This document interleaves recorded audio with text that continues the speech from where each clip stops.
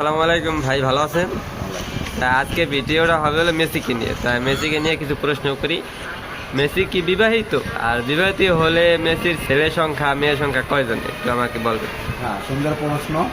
তো মেসি বিবাহিত না, মেসি অবিবাহিত। কারণ বিয়ের কোনো রেজিস্ট্রি বা কোনো ঠিক হয় না এখনো। বিয়ে ছাড়াই ওর বান্ধবীর সাথে থাকে, আর শিশুকালের শৈশবকালের বান্ধবীর সাথে থাকে।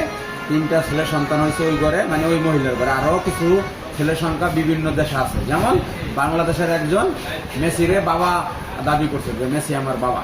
তাইলে ওইটা ওর ছেলে সংখ্যা, ওইটার সংখ্যা হিসাবে আমি বলতে চাইছেন বাংলাদেশে মেসির ছেলে মেয়ে আছে, এরকম স্ত্রীও আছে নাকি? অনেকে স্বীকার যায় না যে আমি মেসির ছেলে। আমি স্ত্রীও আছে নাকি শুনলাম। ছেলে যদি হয় তাহলে তো তার মা ও তার মেসির বউ গেল ওইটা।